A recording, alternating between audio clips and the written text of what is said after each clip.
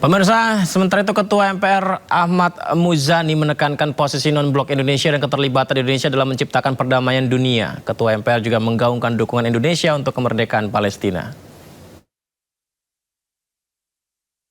Indonesia berkewajiban ikut melaksanakan ketertiban dunia yang berdasarkan kemerdekaan, perdamaian abadi, dan keadilan sosial. Karena itu, politik luar negeri bebas aktif berarti bebas menentukan pendirian berdasarkan kepentingan nasional, tidak berpihak kepada salah satu blok manapun.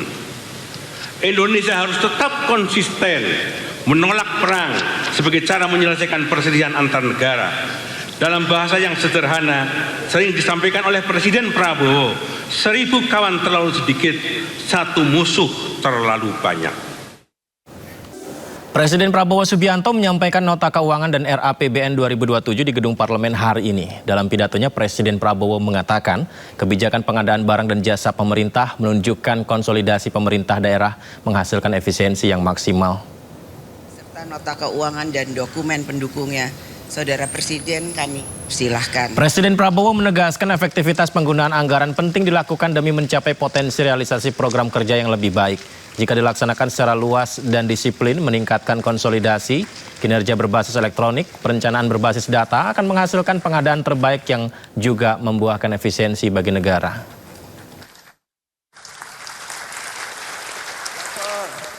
Lembaga Kebijakan Pengadaan Barang dan Jasa Pemerintah (LKPP) menunjukkan bahwa konsolidasi pengadaan pemerintah daerah saat ini telah menghasilkan efisiensi 20,86% pada 2025 dan 25,43% diperkirakan pada 2026.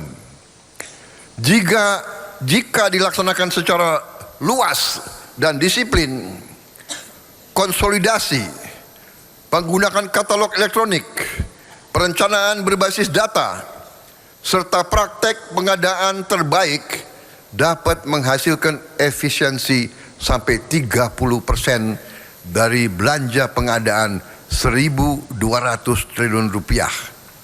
Artinya,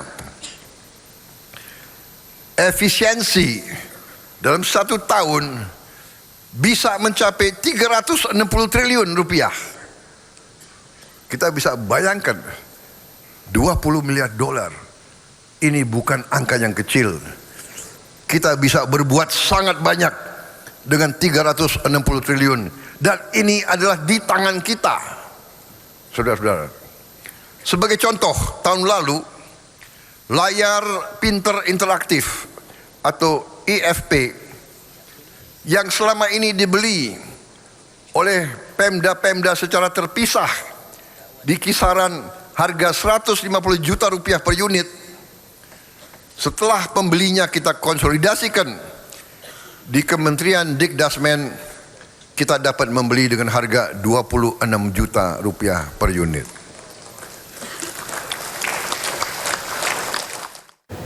Ya, Presiden Prabowo juga menegaskan kesehatan rakyat Indonesia menjadi prioritas untuk memajukan bangsa. Salah satu yang akan diperbaiki adalah perbaikan puskesmas di seluruh daerah Indonesia. Puskesmas kita sudah puluhan tahun tidak diperbaiki. Puskesmas harus menjadi benteng pertama yang menjaga kesehatan bangsa. Puskesmas adalah pintu pertama negara ketika rakyat sakit. Di sanalah ibu memeriksa kandungan, bayi mendapat imunisasi, anak diperiksa pertumbuhannya, penyakit dideteksi sebelum menjadi lebih berat. Mulai tahun 2027 pemerintah akan merenovasi 10.000 puskesmas di 7.280 kecamatan di seluruh Indonesia. Setiap puskesmas akan memperoleh anggaran perbaikan sekitar 4 miliar rupiah. Tentunya daerah yang lebih terpencil, daerah yang lebih terluar dan tertinggal harus mendapat lebih. Selain itu, kita juga akan merenovasi dan membangun lebih baik lagi 514 laboratorium kesehatan masyarakat atau Labkesmas di 514 kabupaten dan kota di seluruh Indonesia. Sebelumnya dalam sidang tahunan MPR RI, Presiden Prabowo menyampaikan pemerintahannya telah berhasil membuat 121 kebijakan transformatif dalam waktu kurang dari 2 tahun. Dalam pidatonya pagi ini di Kompleks Parlemen Senayan, Jakarta, Presiden menjabarkan kinerja pemerintahannya. Presiden mengatakan telah berhasil mengatasi masalah yang selama puluhan tahun tidak terselesaikan melalui keputusan yang berani dan melahirkan 121 kebijakan transformatif, di antaranya melakukan swasembada pangan, program makan bergizi gratis, turunnya harga pupuk, peningkatan pertumbuhan ekonomi, nilai investasi yang terus meningkat, pembenahan BUMN, hingga kenaikan gaji hakim.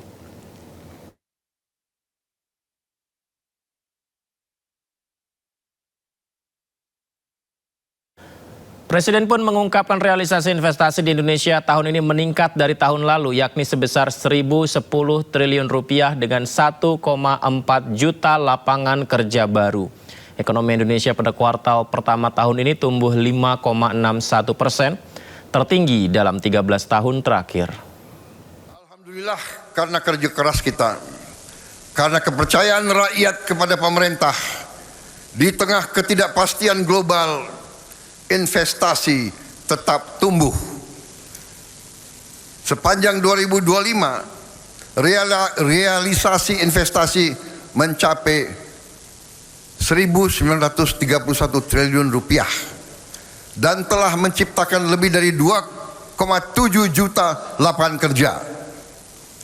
Pada semester pertama 2026 ini saja, realisasi investasi mencapai 1.010 triliun rupiah dan telah menciptakan lebih dari 1,4 juta lapangan kerja. Ekonomi kita pada kuartal pertama tahun 2026 tumbuh 5,61% dan pada semester pertama tahun 2026 tumbuh 5,45%. Ini adalah pertumbuhan kuartal pertama dan pertumbuhan semester pertama tertinggi dalam 13 tahun terakhir ini. Dengan kebijakan-kebijakan yang tepat, yang rasional, yang menggunakan akal sehat, saya yakin pertumbuhan ekonomi kita di akhir tahun ini bisa mencapai angka 6%. Tetapi saya tegaskan di hadapan majelis ini, bagi saya pertumbuhan dan investasi bukan tujuan akhir. Tujuan kita adalah kesejahteraan rakyat kita. Dan ada yang menarik dalam sidang tahunan yang digelar pada hari ini. Kali ini Presiden Prabowo mengundang 8 tamu spesial ke gedung DPR MPR. Hadir bersama kita Christina. Ya, Presiden Prabowo Subianto mengundang 8 orang dari berbagai elemen masyarakat untuk menghadiri sidang tahunan MPR RI serta sidang bersama DPR dan DPD RI. Beberapa tamu diantaranya adalah anak-anak dari sejumlah daerah seperti Christine Belo. Tidak hanya itu, Presiden juga mengundang Rizky, siswa sekolah rakyat yang berjuang mengejar cita-cita di tengah keterbatasan. Rizky pernah mengayuh sepeda puluhan kilometer. Sejumlah tokoh menghadiri sidang tahunan MPR dan sidang bersama DPR DPD RI di gedung MPR DPR RI, termasuk Presiden ke-7 RI Joko Widodo. Inilah kedatangan Presiden ke-7 RI Joko Widodo yang tiba di gedung MPR DPR Senayan, Jakarta pada pagi hari tadi. Joko Widodo adalah satu-satunya mantan Presiden RI yang hadir di sidang tahunan hari ini dan sidang bersama DPR DPD RI.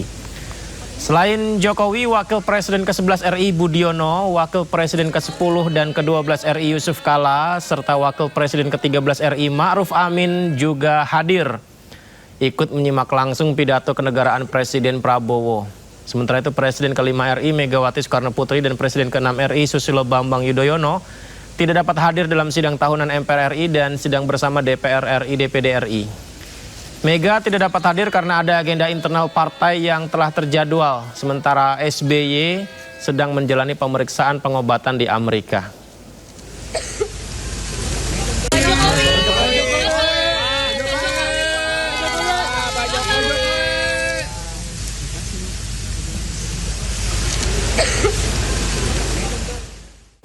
Pemirsa, hari ini sidang pra-peradilan jilid 4 Roy Suryo kembali digelar.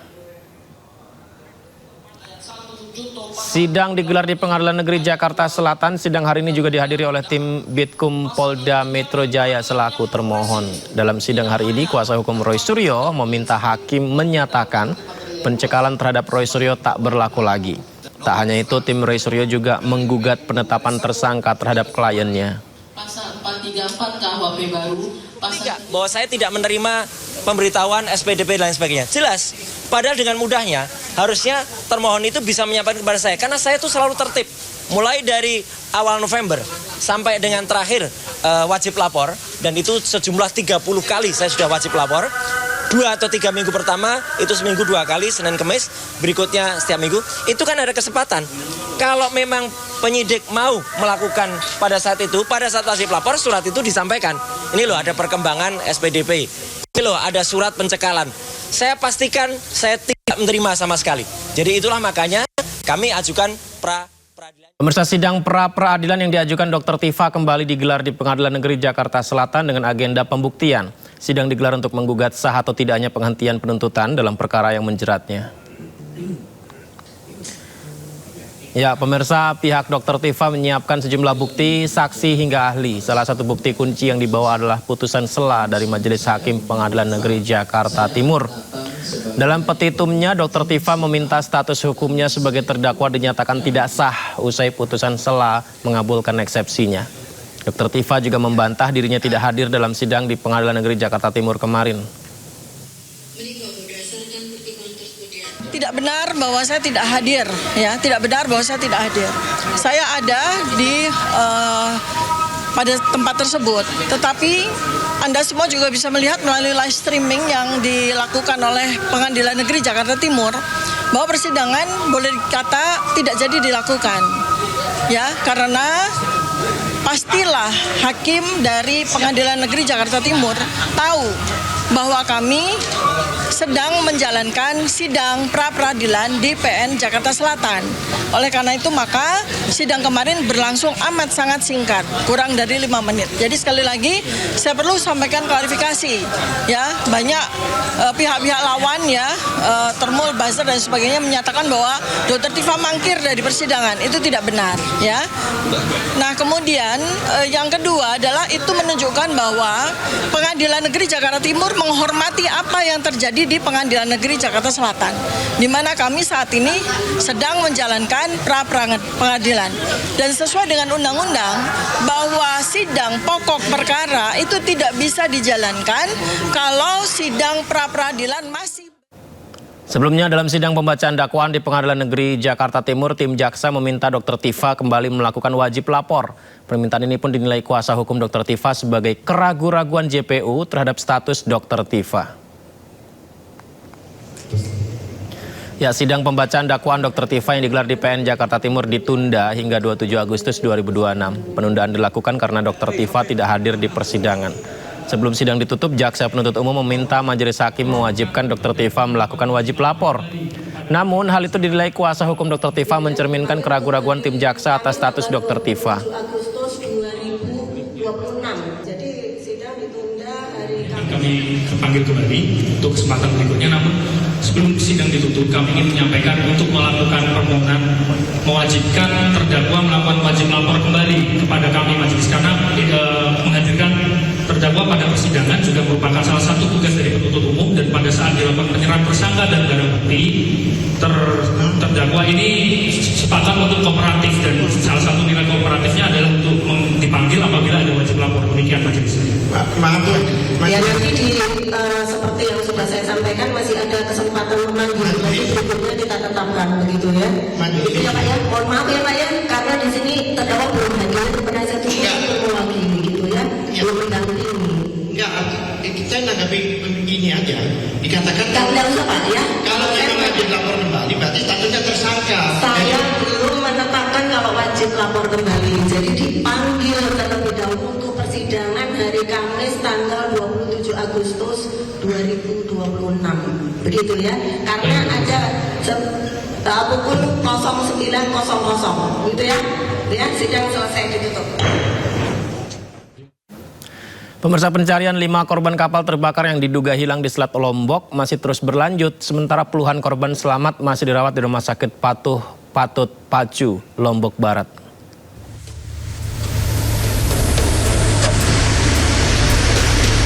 Operasi pencarian dan pertolongan korban insiden terbakarnya kapal penumpang KMP Putri Yasmin di perairan Selat Lombok masih terus dilakukan. Tim SAR gabungan kini fokus pencarian 5 orang penumpang yang diduga masih hilang. Area pencarian pun diperluas hingga 6 mil sampai ke perairan Australia dan Samudra Hindia.